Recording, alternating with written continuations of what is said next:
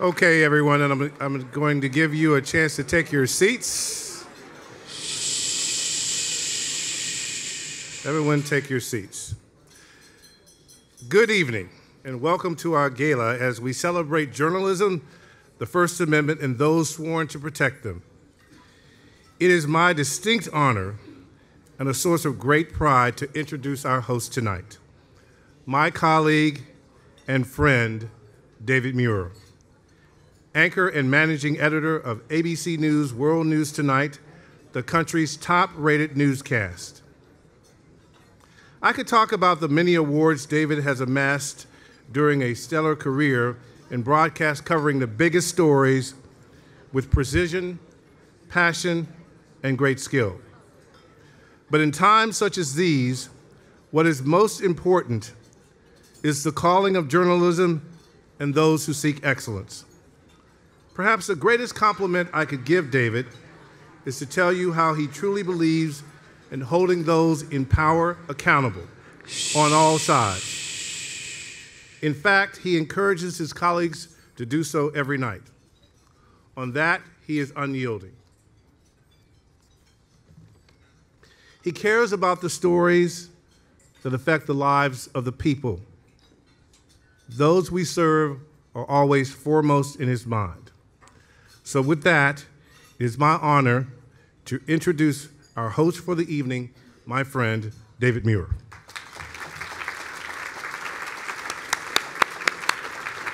Very kind.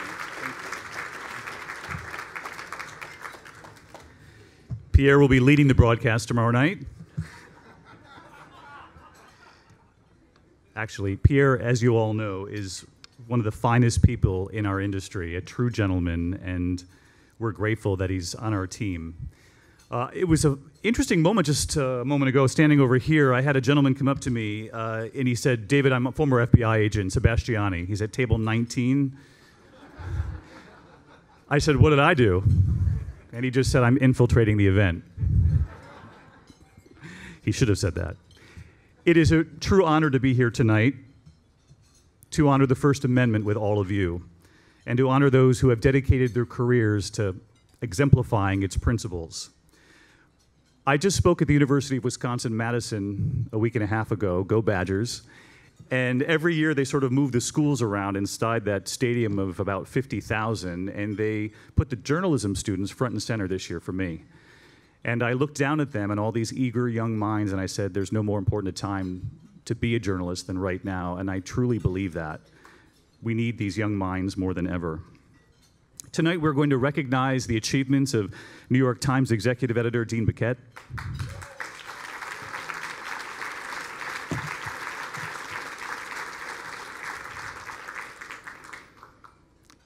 Florentine Films documentary filmmaker Lynn Novick,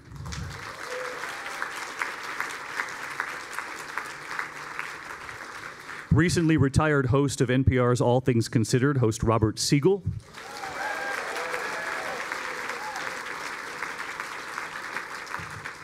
And BuzzFeed Vice President of Legal and Associate General Counsel, Nabiha Syed.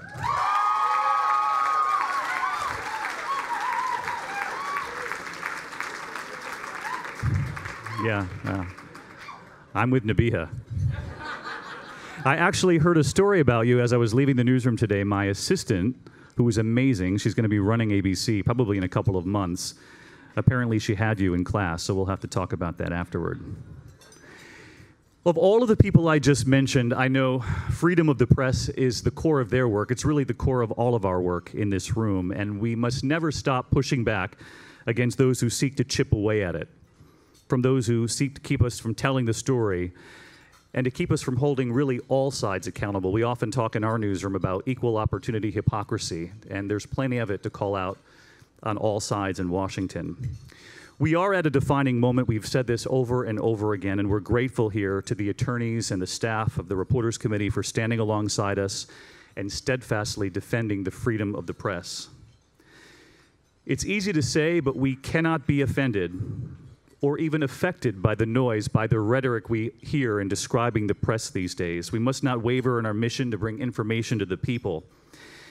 We've all heard the rhetoric, and you don't need me to tell you that journalists are not the enemies of the people. We're supposed to give people a voice all across this country. We're supposed to ask the questions that they demand we ask every single night and every morning and all day long in this world of 24/7. We are the fourth estate, the important check on power that keeps this brilliant democracy going. And behind every byline, every camera, every microphone are the journalists who work hard every day, as I know, with fewer and fewer resources. We often joke, and I'm sure you joke, both in print and in broadcast and on cable, that at 5:30 we essentially throw out the top of the newscast every night, asking ourselves, what's the Times going to break? What's the Washington Post going to break at 5:30? You guys have become very smart at dictating the storyline for the rest of the night. And it's been an extraordinary thing for me to watch, the resurgence of the print media. Not only I still like the hard copy in the morning, but all day long online. And our own teams at ABC and across the networks, you know, the evening newscasts are growing. We've seen an audience that we haven't seen in 22 years since Peter Jennings was at the desk. And I don't say that to pat our team on the back or to pat you all on the back. I say it because I think it's actually a sobering reminder of what the audience is hungry for. It shows you that they do care, they are engaged, and one of the byproducts of one of the most tumultuous elections of our time, perhaps the most tumultuous that we've witnessed, is that people want us to break through the noise. And I think it comes with tremendous responsibility, and I know that all of us here sitting in this room don't take that chair at an anchor desk, that live shot location, or that byline in print for granted. Much has been said and written about the state of news, and I hope we're here tonight to simply celebrate the best of it. We're here to recognize the hard work, the dedication to tell the story. Ensuring journalists can do their jobs to inform the public, free from interference from the government, it's at the core of our democracy. The free press transcends partisan politics, and I know that seems more and more difficult and challenging every day, but I commend everyone in this room for staying true to that. It's a value that no matter who's in office, we fight vigorously to defend. Tonight, I hope we all leave a little more inspired, a little more hopeful, and with a renewed focus on what's truly important right now. And to get us started on the journey of the evening, it's going to be a great evening ahead. Join me in welcoming Reporters Committee Chairman David Boardman, and let me just tell you a little bit about David. He's the Dean of Klein College of Media and Communication at Temple University, a former journalist obviously himself, and now responsible for fostering the next generation of storytellers. And as I say, that's one of the most important jobs of all, because we need their hunger, their strength, their commitment now more than ever. So ladies and gentlemen, David Boardman.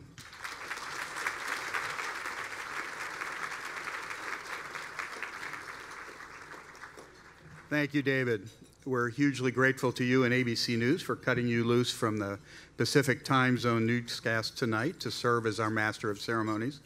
I'm impressed that even after running across town to get here, as I was sitting over there next to you, I noticed that your on-camera makeup is intact. In fact, I really couldn't help but notice you have the perfect smoky eye.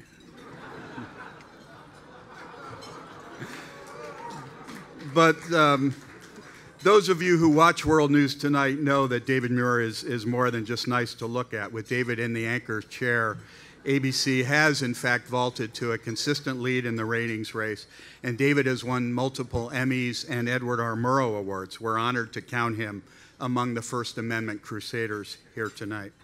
In fact, it was Edward R. Murrow who said this in 1954: "The only thing that counts is the right to know, to speak, to think. That and the sanctity of the courts. Otherwise, it's not America." That, my friends, tidily sums up the mission of the Reporters Committee for Freedom of the Press. As we recommit to that mission tonight, I want to welcome and thank all of you.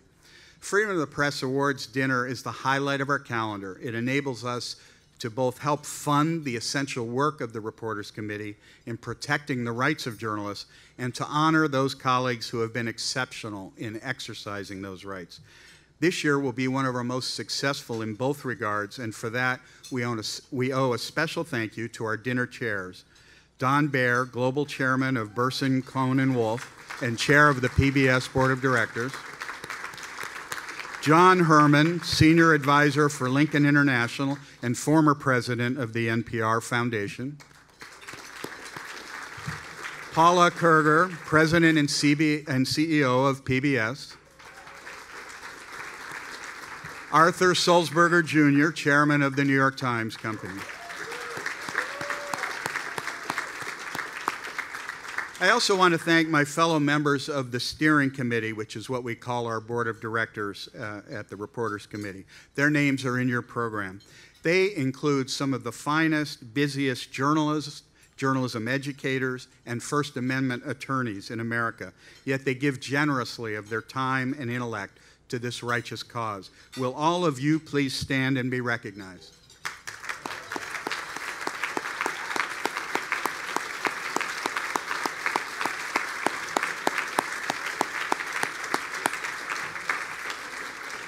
And of course, I want to thank our outstanding executive director, Bruce Brown, and the Reporters Committee staff. Will all of you please stand?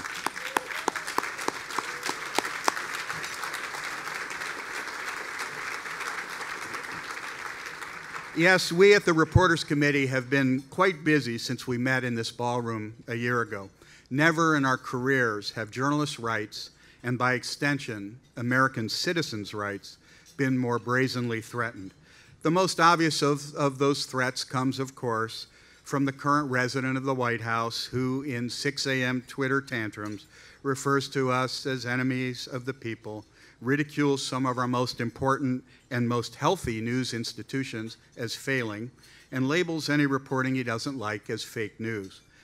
I hasten to remind you, though, that the man who last lived at 1600 Pennsylvania Avenue was himself no champion for press freedom, as he too threatened to jail journalists and went so far as to seize their phone records.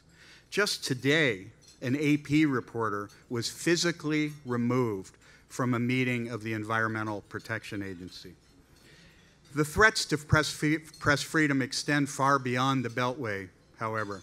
In state houses, city halls, county courthouses, police stations across America, emboldened local and state officials of both major political parties are raucously joining this war on journalism. Reporters and photographers covering protests and marches are arrested by local police simply for doing their jobs. Public records and data sets are illegally withheld from journalists. Local reporters are increasingly subpoenaed by prosecutors to reveal their confidential sources. Elected officials at all levels, taking their cues from the chief executive, refuse to take questions from journalists, communicating instead through direct channels of propaganda. Not long ago, most of us took as a matter of faith that the freedoms granted by the founders and reinforced by decades of case law were secure. We now see otherwise. This was, of course, the first nation on earth to define and embrace press freedom in its Constitution. But today, according to Reporters Without Borders, 44 countries provide more protection for the rights of journalists than the United States does. 44. Above us, the countries above us include Latvia, Lithuania, Chile, Romania, and Burkina Faso. Perhaps most frighteningly, much of the public does not seem to care. Polls consistently show an erosion of public support for the First Amendment and for the rights of journalists. So the challenge for the Reporters Committee is starkly clear. With your help, we're rising to that challenge. We provide a 24/7, 365 legal defense hotline for journalists and for attorneys. We represent journalists and news organizations pro bono in pivotal cases involving press freedom around the country. We provide training to newsrooms. And through fellowships and internships, we are preparing the next generation of media lawyers. The other side of that challenge, journalists, is yours. The best way to protect your rights is to exercise them vigorously. The best way to persuade the public that the work we do matters is to do work that truly matters. Over the past year, courageous, meticulous reporters and editors, including several of the people in this room, trained a searing spotlight, first on Hollywood, then on New York, then on Washington, then on Alabama, then on Albany. In doing so, they changed the future for my daughters and for millions of women in this country and around the world. We'll be honoring one of those editors here tonight, along with 2 other journalists whose work stands as testimony to the power of reporting and storytelling that matters. First, though, we want to recognize a woman who is still early in her career, but is proving a remarkable warrior in this defense of press freedom. She is the first winner of our new Rising Star Award, the Vice President of Legal and Associate General Counsel of BuzzFeed, Nabiha Syed. I think the thing that's most impressive about Nabiha is how smart she is and how charismatic. I know a lot of smart people that can't get that message out. She talks, you understand, you want to be part of it. When you're dealing with young lawyers and young journalists, you come up with the smart ones, you come up with the engaging ones, you come up with the organized ones, you come up with the tenacious ones, and every once in a while, you come up with somebody who puts it all together in one package, and that's Nabiha.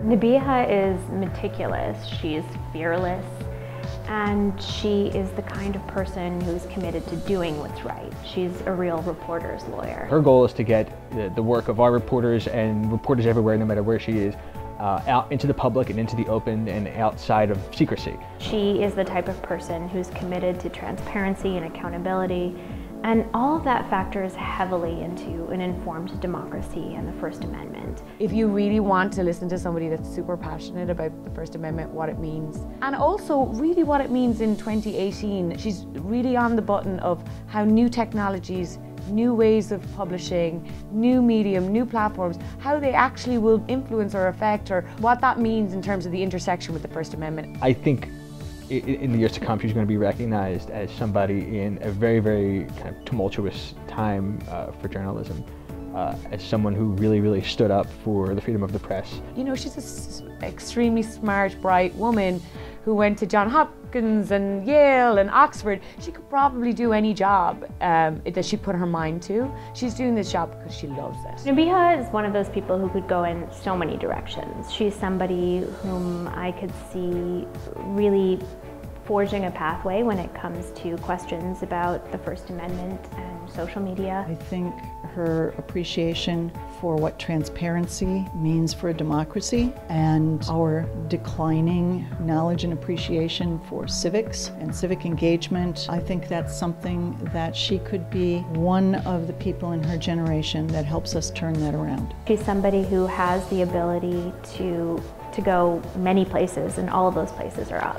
To be already at such a young age awarded for something that has become her life's and her career's passion is I think that will mean a lot. To be recognized like this has to be just like, it has to be such a great, validating, just kind of like just strong achievement, just a strong sense of achievement. Everybody loves recognition, right? But I've never seen anybody who isn't simply driven by the desire to change the world. We can give her an award, we cannot give her an award. She's still going to be out there trying to change things. Nabiha.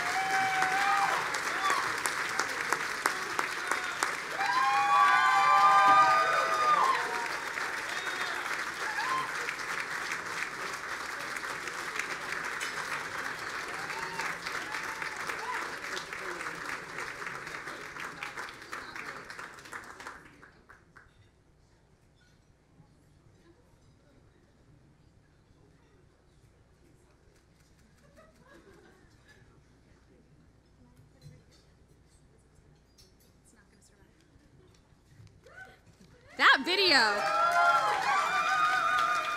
Thank you so much to the Reporters Committee. I mean, if it weren't for you and Lucy Dalglish, I'd probably be a lawyer for a hedge fund that owns media organizations and not at a media organization, so thank you for that. I have so many mentors in the room that I want to thank. Of course, David McCraw, David Schultz, Kate Bolger, Rachel Strom, Nathan Siegel, Allison Lucas, who I work with every day at BuzzFeed. I have to thank my colleagues at BuzzFeed. I do pay them to cheer for me, so that's why that happened. Especially Ben Smith, who personally ensures that every single day I'm not bored. my family, my friends, so many people in the room, above all my husband, Nana Yensu, who makes me coffee every morning, so really you should thank him too. I'd also like to thank my grandmother, who is the reason that I'm an attorney, and if you'll allow me, I'd like to share with you a story about her. It's about a question that you might have asked yourself this morning. What am I going to wear? What am I going to wear is not always a profound question, but it was a very important one this particular Karachi evening. Benazir Bhutto had nominated my grandmother to be the first woman justice on the High Court of Pakistan. The swearing-in ceremony was the next day. On her bed, she had two options. One option was a shalwar kameez, a white tunic and trousers commonly worn by men and women, topped with a black blazer, which is pretty much the normal outfit of attorneys in that country. On the other hand, she had a white sari, which is what she wanted to wear. But so the thing is that my grandmother was an unflinching advocate for women's rights, and she had the fatwas against her and the death threats to prove it. So wearing that type of garment might well be the type of thing that's more trouble than it's worth. And so she stood there in front of her bed thinking, do I try to blend in, or do I choose to stand out more than I already do? Which is really another way of asking yourself, do I choose, even in a small way, to challenge the way things are? Now, I don't have to tell this room that in the last 486 days, not that anyone's counting, we have seen the status quo change dramatically. But as some institutions crumble and others reshape themselves, one light amidst the darkness is the number of voices who are no longer willing to accept the way things have been. Think of the people who will no longer suffer sexual abuse and sexual assault in silence.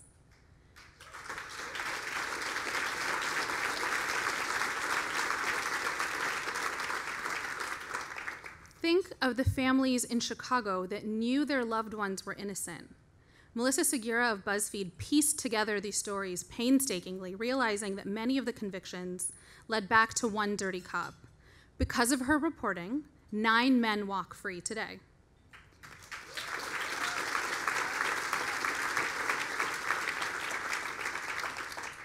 Think of Basim Razo, who suffered an unimaginable tragedy when a drone strike murdered his family and destroyed his home.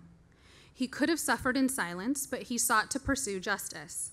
And Azmat Khan and Anand Gopal chose to share with us the stories of the unnamed and uncounted victims of America's war in Iraq.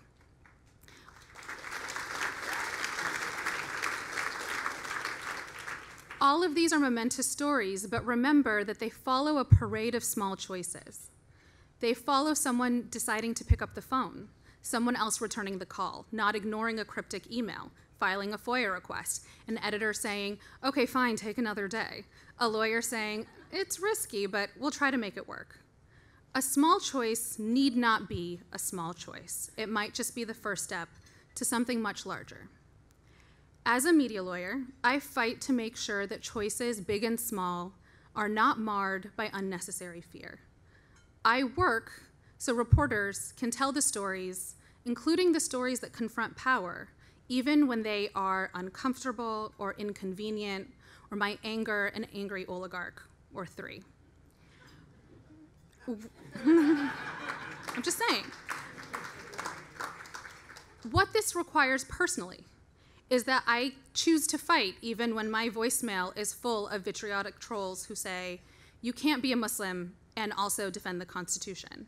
Or when free speech, a thing I care about so dearly, has been weaponized into the rallying cry of people who think that my family of immigrants should go home when we are home. What this might mean for all of us is instead of just caring about the First Amendment rights of white supremacists and bigoted cake bakers, we care about those who have economic boycotts, or the J20 protesters, or students who are suspended for taking a knee, or incarcerated people who can't receive books while they're in prison.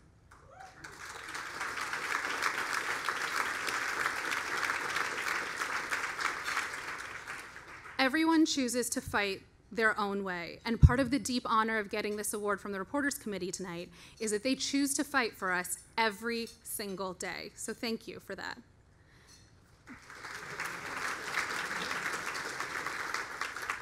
For those of you wondering about my grandmother, she decided to wear the sari. It was a small choice, sure, but it signaled to others that she was willing to do things differently. She kept that promise. On the bench, she remained an ardent advocate of women's rights, children's rights, and the rights of religious minorities in the country. Off the bench, she drafted a bill, a landmark transgender rights bill that was finally just passed into law 2 weeks ago. This award is for her, and inspired by all of you in this room, I choose to try and follow in her footsteps. Thank you.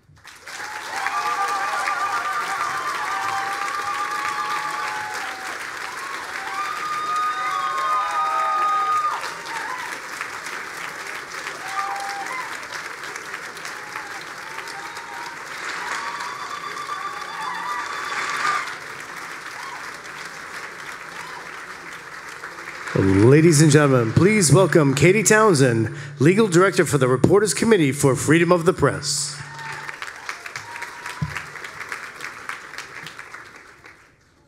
Good evening. I am grateful to be here to celebrate Nabiha and our other fabulous honorees, and to have an opportunity to speak briefly about the legal work of the Reporters Committee. I joined the Reporters Committee in 2014 as its first litigation director, building on the Reporters Committee's more than 40-year legacy of serving as a leading voice for the interests of journalists and news organizations. I was tasked with expanding our legal services to include direct representation of reporters in need. Today, Reporters Committee attorneys litigate impact cases around the country. We defend reporters against subpoenas for their sources and defamation claims designed to silence their reporting on matters of public concern. With the support and assistance of many in this room, we work tirelessly for access to government records and to ensure that what transpires in our courtrooms is visible to the press and to the public. The Reporters Committee's amicus practice remains as vital and vibrant as ever. Through it and our still growing litigation practice, the Reporters Committee is and will remain a respected and forceful advocate for the First Amendment in our courts for decades to come. But our work does not begin and end on the courthouse steps. Reporters Committee attorneys provide pre-publication legal advice and assistance to independent investigative reporters and journalists, including documentary filmmakers, early support that is critical to making sure that important stories are told. We also provide training to hundreds of journalists every year, giving them the knowledge and the tools they need to assert their legal rights. And our legal guides, tip sheets, and other resources, including our 24-hour legal defense hotline, are a guarantee to journalists that no matter where they are or what time it is, legal help is always at hand. I am immensely proud of the work that we do every day to ensure that journalists have the legal resources and support they need to fight for access, to gather and report facts without fear, and to keep the public informed. Please enjoy this short video highlighting some of our work. The mission is in our name, Reporters Committee for the Freedom of the Press. It is our ambition to be the indispensable nonprofit legal services organization in the country, protecting journalists, the public's right to know, and the First Amendment. The Reporters Committee really tries to be a one-stop shop for journalists when it comes to their legal needs. The piece that people see the most, that's the most visible, and ultimately the most urgent and important is the work we do in courtrooms and in legal briefs. When it's an issue that affects all of us and no one organization can take the burden on their own of representing the press, the Reporters Committee is able to step up and help us in those circumstances. It can be really helpful to have our CFP weigh in as amicus and put together these big media coalitions to tell a court it's not just this one news organization that cares about this case, it's the news media across the country. The Reporters Committee attorneys will represent journalists in federal and state public records litigation.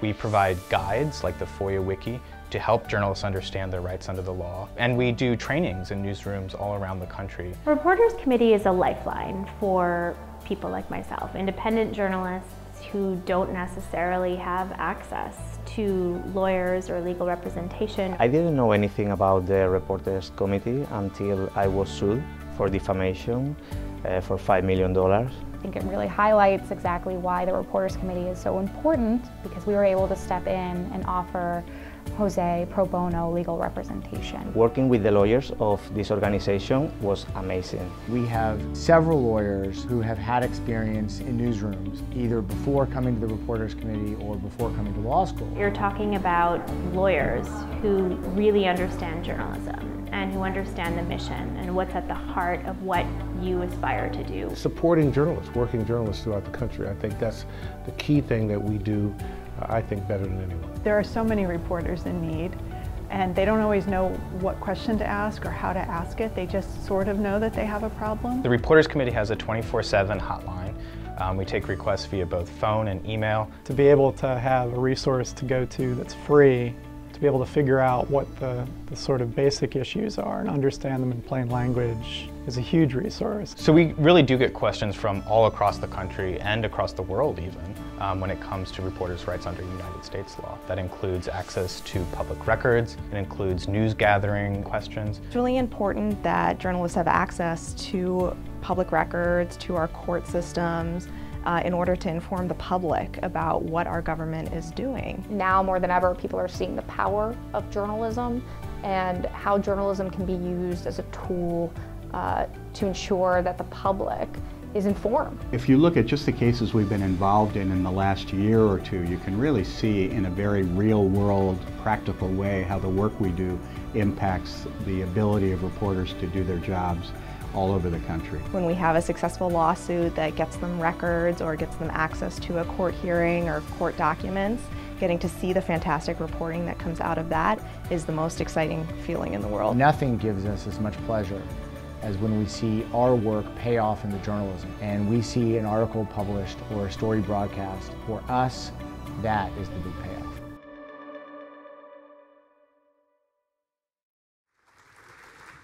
I think that's the quote of the night. I didn't know about the Reporters Committee until I was sued for $5 million for defamation. I'm just glad I know about you before that happens. I want to thank Katie. That was an incredible presentation and an incredible program, and we need to get the word out that Reporters Committee is doing the kind of work that it's doing every single day. And to Nabiha, what table number is that? Because I'm going to be joining you guys in about 10 minutes here. Congratulations. I loved how she wondered, should I take the award?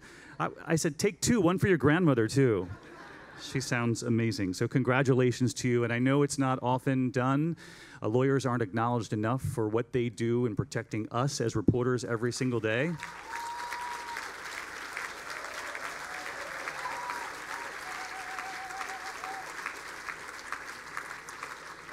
And it's funny, we have a few from ABC sitting here, right? John and David with our legal and standards practices, Townsend. I know that I don't see Betsy at the table, but I have this moment that I remember from just a couple of weeks ago. I hope that you guys feel this enough, but I try to say as I'm walking through the hallways, because we are in those scripts in this era, until 6:29 when I literally run up the stairs to that set. And we go over the intros and over again, the headlines and the pieces, and the reporters in the field, Pierre will tell you, he's smiling tonight, but he's usually not smiling at 6:29 when we're going through the copy with such detail. And then we have the lawyers hovered over the rim in the newsroom, gathered. And I ran into Betsy in the hallway just the other day, and I was like, thank you, Betsy, for protecting us one more night. And she went, oh, well, thank you. And I thought, therein lies an example of what we need to do to get the word out for what you guys do every single day. So thank you for my team sitting here tonight. So there is something that you all can do as we get ready to have a little dinner here and celebrate freedom of the press and the lawyers and what they're doing to protect all of us. You have noticed that when you checked in tonight that there are 3 easy ways that you can actually help out the Reporters Committee. You can click the link that you received. I think you should have received it by now on your phone. When you checked in, you can fill out one of the pledge cards. I believe they put them at all the tables here throughout the room, and obviously you can do that sort of archaic thing by going online at rcfp.org/donate. We're about to head into dinner. I want you to take a look up at the screens, though, not at me and those smoky eyes, but instead put a bid in for one of these cartoons that they're going to be displayed here throughout the evening. They're going on auction, and you should know that all the money goes to the Reporters Committee. You can bid often and bid higher, and you have until 9:30 to do that. So there's a lot of inspiring stories still to come here tonight. I'm honored to be here and be a part of it, but let's eat and celebrate the team in the room tonight. Thank you. Please welcome back to the stage, David Boardman.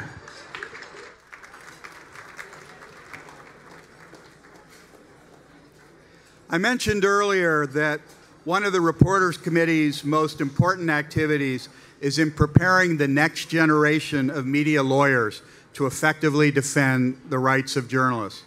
One of the ways we do that is in hosting fellowships and internships. Those fellows and interns go on to lofty legal careers, and many of them are in the audience tonight. Could all of the former interns and fellows of the Reporters Committee please stand?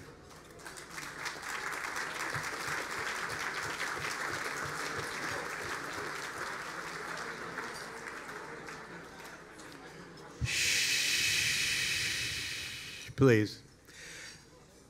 For many of those fellows and interns who were here over the past quarter century, one person served as a particularly special mentor and friend. Now, on behalf of those people and everyone else who has worked with him since he joined the Reporters Committee legal staff in 1994, I want to pay tribute to that man, Greg Leslie.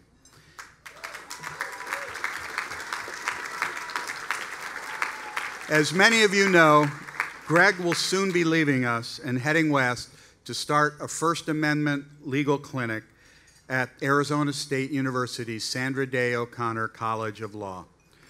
Greg will have the title of Distinguished Professor of Practice in Media Law and Executive Director of the clinic. I can't imagine anyone better suited. Greg has served in a variety of roles for the Reporters Committee, including 2 stints as interim executive director, editor of our magazine, and even our IT guy. He leaves as our legal defense director. As word of Greg's imminent departure has spread, the tributes have been pouring in. Corey Zarek, a senior fellow for the Mozilla Foundation, who interned with us in 2004, put it this way: Greg has been the heart and soul of the Reporters Committee for years, an incredible mentor and friend. He has encyclopedic knowledge of media and First Amendment law and deep passion for his work. Jim McLaughlin, a committee fellow in 2003 and 4, and now Deputy General Counsel for the Washington Post, said, "It's hard to imagine the DC media and First Amendment bar without Greg. But I'm comforted by the fact that he'll still be reachable and he'll be instilling his passion and knowledge in the next generation." Please join me in thanking Greg Leslie for his years of service to the Reporters Committee and in toasting him in his exciting new chapter. Greg, please stand.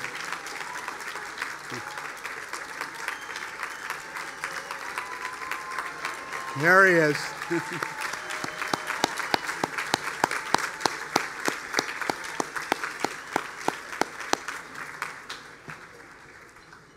I now welcome to the mic the superb Executive Director of the Reporters Committee, Bruce Brown.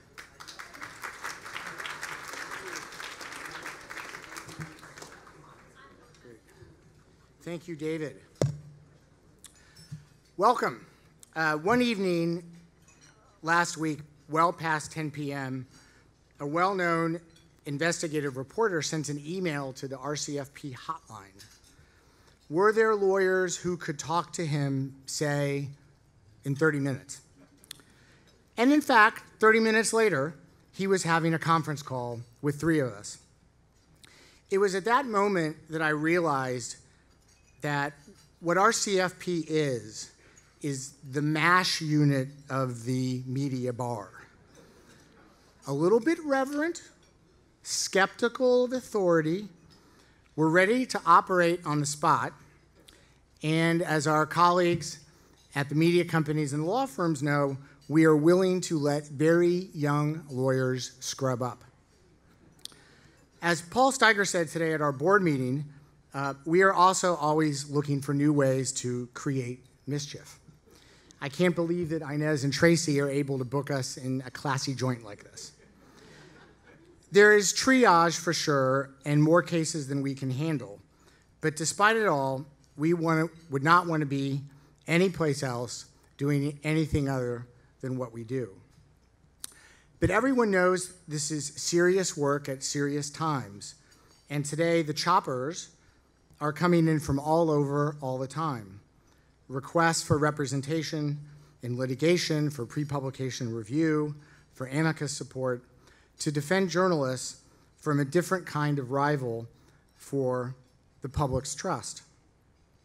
I was asked to speak just a few minutes about RCFP's impact from the broad suite of services that we're now offering. You've seen our film, and Katie summarized the work we're doing in so many different areas today. But before I get to impact, I think there's no doubt that in the future, people will look back at RCFP's most significant achievement as giving Nabiha Syed the opportunity for her first stump speech. That was fabulous, Nabiha. Bravo. But here are a couple of little facts about the impact we're having in the courts. Our recent victories in the Seventh Circuit on access to grand jury materials and in the DC Circuit on the adequacy of the FBI's search in a FOIA case regarding the impersonation of journalists has now been cited almost 24 times already in courts across the country, including in the most secret court in the land, the FISA court. Another example, the federal court in Washington, D.C. has a special page on its website for previously sealed matters that have now been unsealed. A couple of weeks ago, one of our legal fellows was on the page and was scrolling down, looking at all the matters from 2017 and 2018 in front of magistrate judges that have now been unsealed. There were 5 of them, and they are all 5 cases brought by RCFP.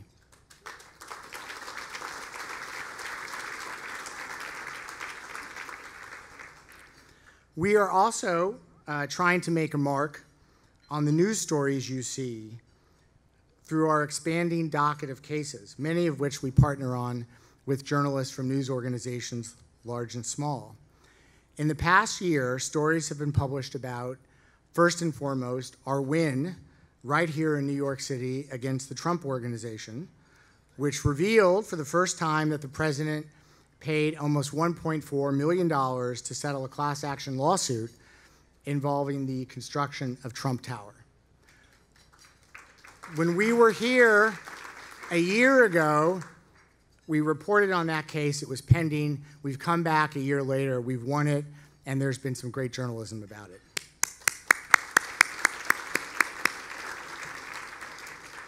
There have also been, in the last year, our efforts in Charlottesville, where we secured the release of the state police's operation plan for last summer's Unite the Right rally, and in Oklahoma, where after a 3.5-year pursuit into the troubling details about the state's lethal injection program, many new details have finally come to light through our victory last month in a summary judgment motion.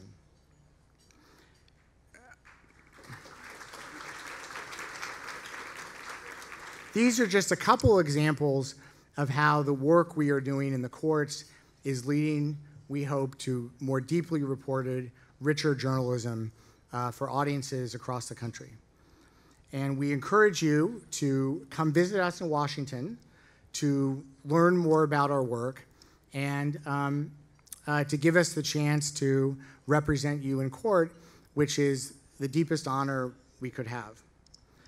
In closing, I just wanted to note that my daughter, who is now a senior in high school, has been wandering around the house recently, tormented as generations of high schoolers before her have been tormented by those very slim, elusive poems of William Carlos Williams. She has been stumped by the red wheelbarrow. She has been puzzled by plums. And she has said to her father, "On what does so much depend?" And this will not be the last time that I cannot answer an existential question from one of my kids, but it did get me thinking about the question on what does so much depend. And for us at RCFP, we see journalists today doing their jobs in truly remarkable ways, brave and resourceful and unbowed And it is upon them and upon all the others in this room, the honorees and the dinner chairs, the First Amendment lawyers, the news organizations, the charitable foundations, and the corporate supporters. It's all of you, for us, on which so much depends. You come out for us year after year, in good times and bad, to fill this joint and to amplify your support for press freedom. And all of this is just to say that we are very grateful for that. Thank you.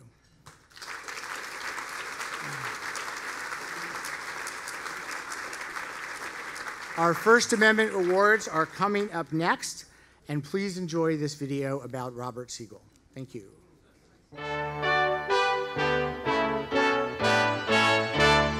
This is All Things Considered. I'm Robert Siegel. Up until he left, I would have to say that Robert was the voice of NPR. Who didn't know Robert Siegel? I used to say Robert set the standard for everybody at NPR and in some ways for journalism. The truth is Robert was the standard and he stood for everything that journalism is supposed to be about. He taught me that very small things with audio can make a very big difference, can bring the listener in, make the listener feel like he or she is there and they're part of what's going on. Robert's a really thoughtful listener, and especially in this moment where there is so much news so constantly, Robert has an ability to see what's different and what's important and identify the questions that we should be asking on any given day. He just had this belly laugh that was sort of singular to him that nobody else could match. And he's got this puckish, wild sense of humor where you can hear the twinkle in his voice. And sometimes you can hear him barely containing his own hilarity. The Antonin Scalia bedroom. It's a National Public Radio broadcast center now. Who are you? I'm Robert Siegel, and this is All Things Considered. We had the pleasure of arranging for permissions for Robert Siegel to be on The Simpsons. That is like the one recollection I have of any legal issue involving him. He tended not to say anything that would get us sued, so. And so, for the last time, I'm signing off, and thankful to you for being, as we used to say in those hackneyed but truthful fundraising messages, for being the public in public radio. Robert's devoted his whole life to journalism, to defense of the First Amendment. Having said goodbye to NPR and to his journalism career, I think couldn't be more appropriate to recognize Robert for the work that he's done over decades. Robert's life has been journalism. So to be honored by your peers is a very important thing. Robert, for all his accomplishments, is actually incredibly humble.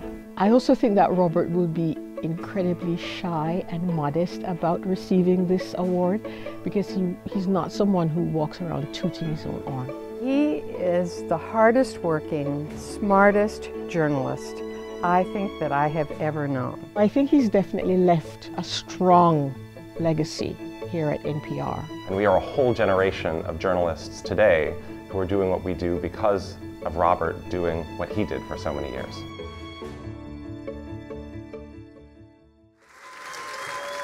Please congratulate Robert Siegel.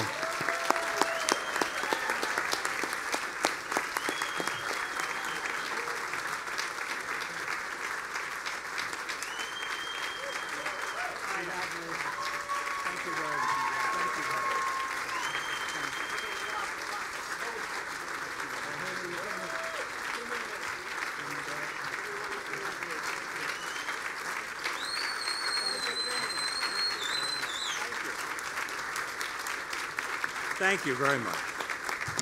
Thank you. Thank you all. It's a great honor and very flattering to receive. I would have just accepted dinner with all of you as an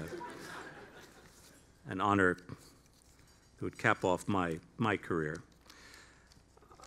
I accept this on the understanding that broadcast journalism is a team sport.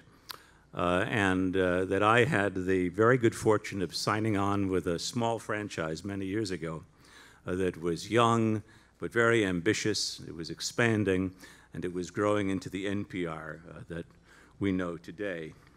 And I feel that by honoring me, You are literally honoring NPR and a great many of my friends and former colleagues there, many of whom are here this evening. Too many for me to identify, but I would just like to single out our former president, Kevin Close, who made us a stable, well-endowed organization, and two producers, Julia Buckley and Margaret Lowe, who over the years made me sound like a much better reporter than I think I was.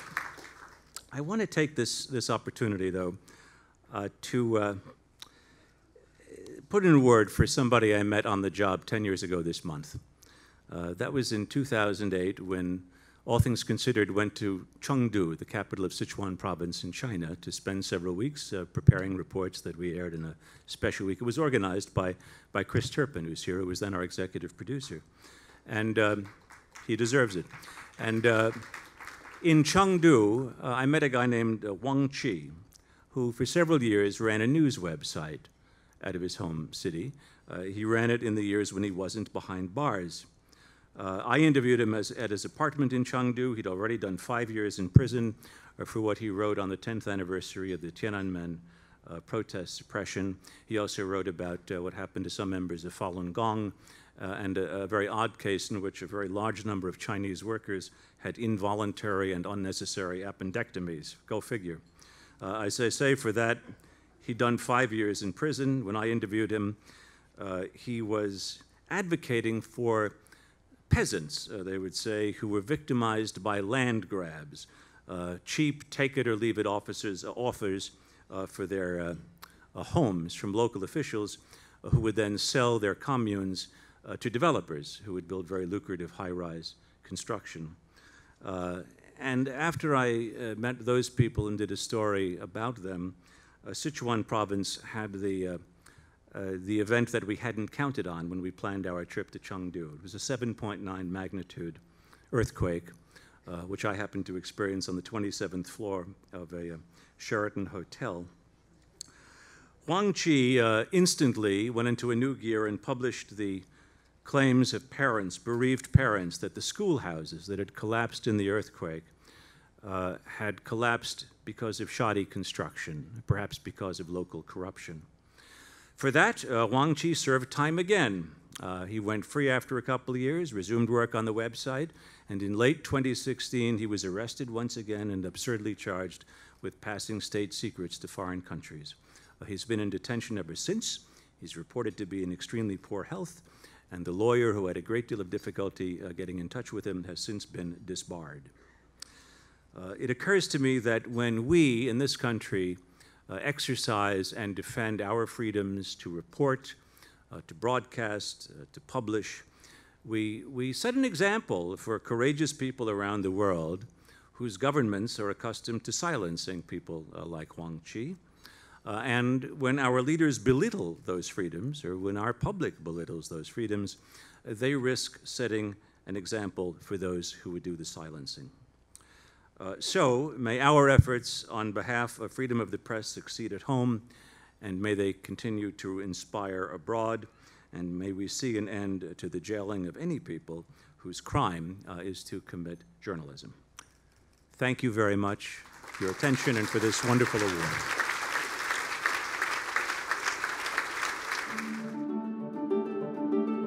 It's hard to say what one enjoys most about working with Lynn, because she's just so smart and so engaged and always trying to think of new ways to interpret the project and the problem at hand. She is really truly interested in hearing the perspectives and ideas on any given subject from every voice that you could find, and she won't really rest until she's heard them all, and that makes her, I think, unique in this field. So any of the curiosity you see on air, or any of the curiosity that comes out in her filmmaking, is real curiosity. Over the years, I've interviewed hundreds of people for our films, and I've watched Lynn Novick do the same.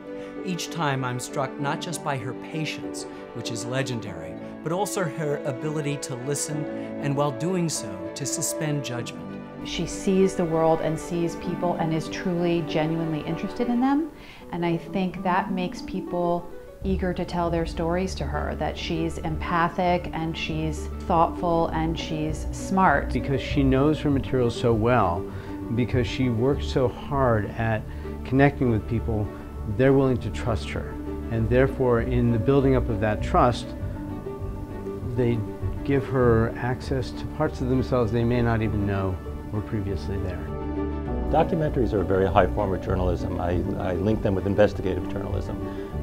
Documentary filmmakers go very deep.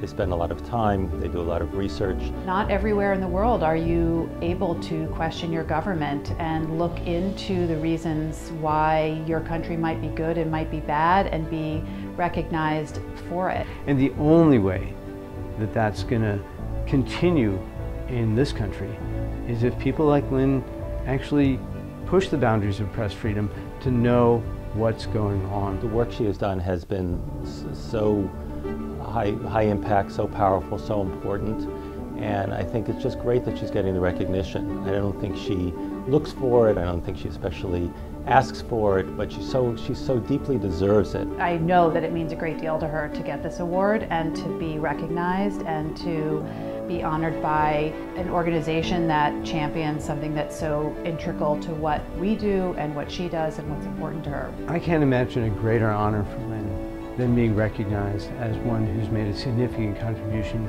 to the principles of a free press, to the principles of the First Amendment, and to the importance of being willing to go out and find the truth and tell the truth no matter where it leads. Please congratulate Lynn Novick.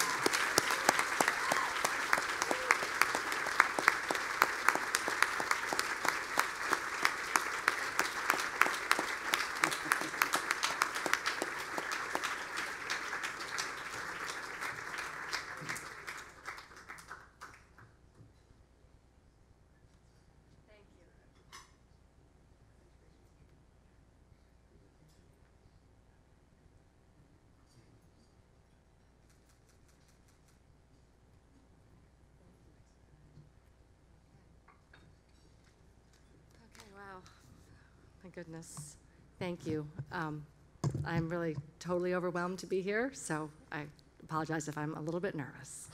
I have to say I really, truly am humbled to be here tonight to share this incredible honor with such a tireless champion of press freedom and two of the most uncompromising and accomplished journalists in America.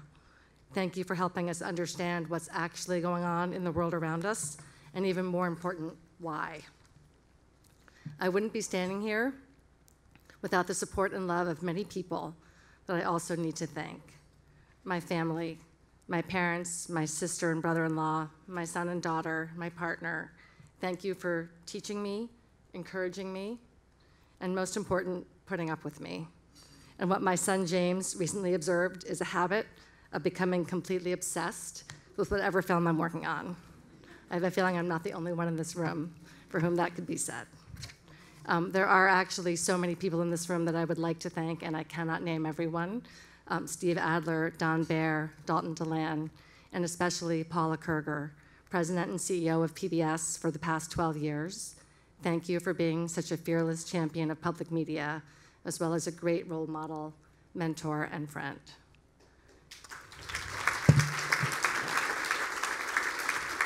And most important, I'm grateful to Ken Burns, our producer Sarah Botstein, and our writer Jeffrey C. Ward, who for nearly 30 years have taught me so much about the craft of filmmaking, the art of storytelling, and the joy of making something meaningful together.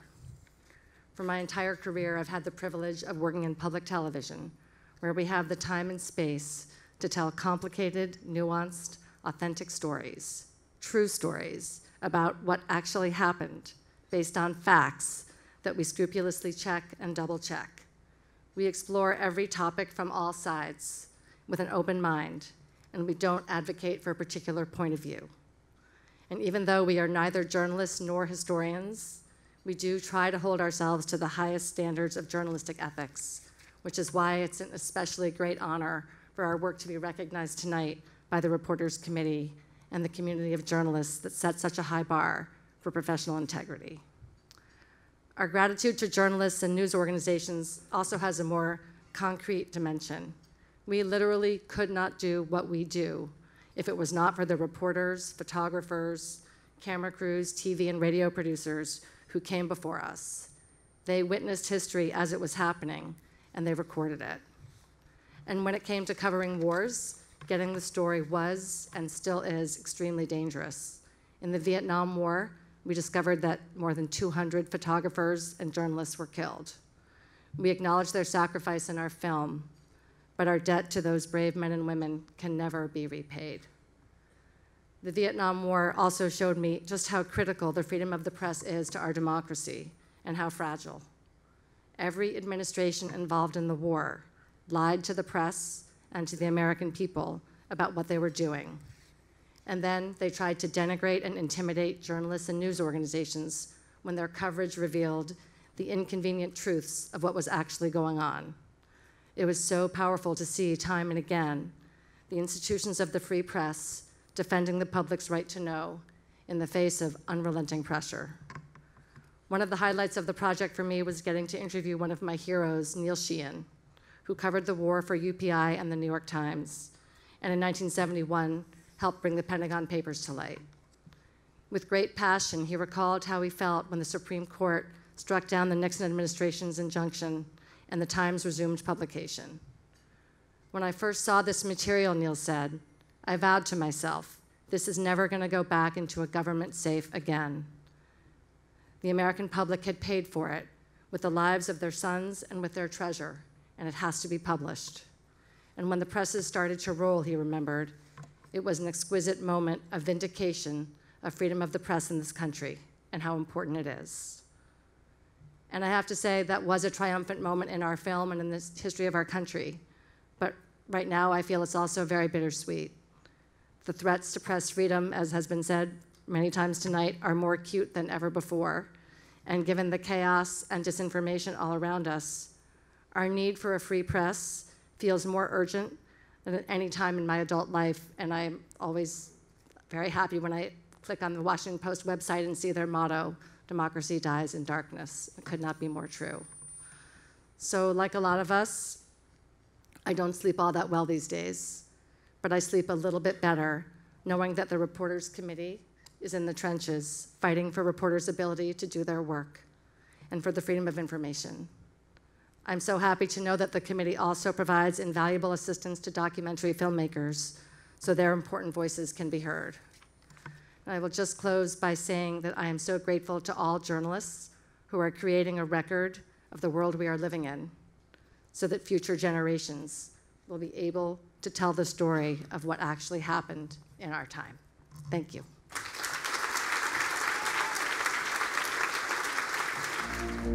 Dean is the reason I wanted to become an editor. I'd been a reporter for decades. But when Dean became bureau chief, I saw, how much difference one person can make in an operation. He's somebody who just brings a lot of energy, a lot of enthusiasm, a lot of ambition, and fearlessness to his job. But he also has this natural, effortless leadership style that has a way of elevating other people and making them feel like they're leading the way. So Dean is wired like an investigative reporter, and you can see that in how he thinks about journalism every day. He's a great source of big story ideas. He's a great source of let's pull people together. Dean really salivates for the really big story, and most of those big stories are investigative in nature. There's a lot of talk about kind of the Me Too movement and the journalism that brought a lot of these issues to light, that were holding men in powerful positions accountable and giving a voice to the voiceless. And that reporting really started in Dean's office. At a time when journalism is under some very fierce assaults, the journalism that Dean is leading is equally fierce. From the get-go, he's been very clear with our whole operation that the New York Times is not the resistance, and that we have to keep our bearings through this period. Some of the things I think are really extraordinary is how the media is under such attack right now, at the same time that the business is under this rapid and mass transformation. Dean has really come to understand that we want to do the important journalism, but that we also have to evolve very rapidly as news organizations. The kind of growth that we have seen in our digital subscription base is truly stunning. And at the end of the day, that has very much everything to do with our journalism. I don't know anyone who has taken greater advantage of the First Amendment than Dean Baquet. And I also am not sure I know anyone who has proven more clearly why those rights are so important. Well, he's a great spokesman, obviously, and publicly for the cause of press freedom, but I think his most powerful contribution is just the day in, day out demonstration of the value of it. He advances press freedom by being a relentless journalist and by demanding the best out of all of our colleagues at the Times, giving them the resources they need to do the compelling journalism that we produce.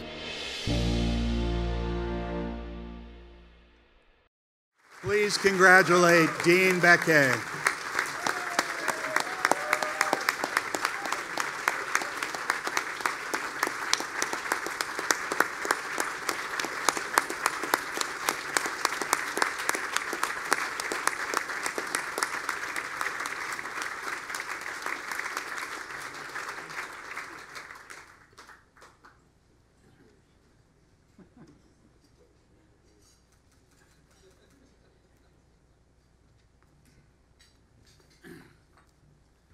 This is great. Everybody else's speeches are up here. I can do that. Thank you. Thank you to the Reporters Committee and David Boardman. It should give us all so much comfort that one of the great editors is now teaching the next generation of journalists.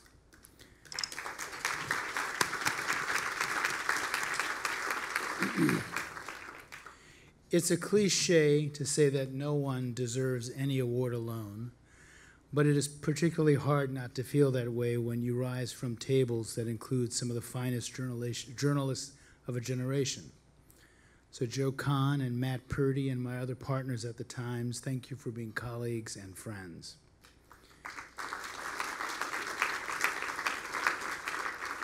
It is particularly hard not to feel that way when you work for a couple of publishers who have chosen to maintain their paper's size, force, and greatness rather than to join the ranks of the nation's richest families.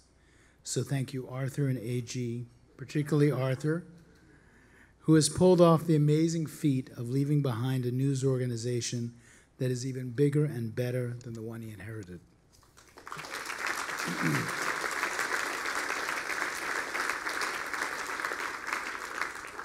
And there's no way to feel totally deserving when you've worked for and with the greatest mentors of all time. So thank you, Joe Lelyveld and the late John Carroll, each of whom in their own way taught me that newsiness and aggressiveness could easily be combined with humanity. I'd like to thank Dylan Landis for inexplicably telling a rather rough-hewn 25-year-old reporter that he was one day going to be editor of the New York Times. And I'm a product of local newspapers, a group that has endangered the greatest crisis in journalism today.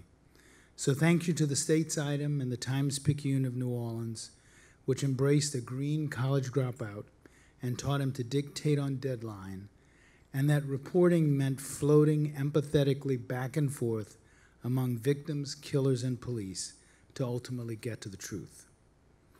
And finally, thank you to the late Edward Baquet and Myrtle Romano, who grew up in the segregated South with scant education and somehow, incredibly, pushed their children to succeed beyond their most vivid imaginations. Our president may not like or understand what we do. In fact, it is in his interest to undermine us since we cast ourselves as independent institutions who desperately and competitively want to know the truth. Institutions that day in and day out are asking the hard questions that he may not want to answer. But we move ahead, protecting the principle that inquiry and reporting are what matters most to us. That in an age where certainty and snark sometimes pass for journalism, absolutely nothing is more important to us than the joyful and serious pursuit of the deepest knowledge and understanding. Thank you.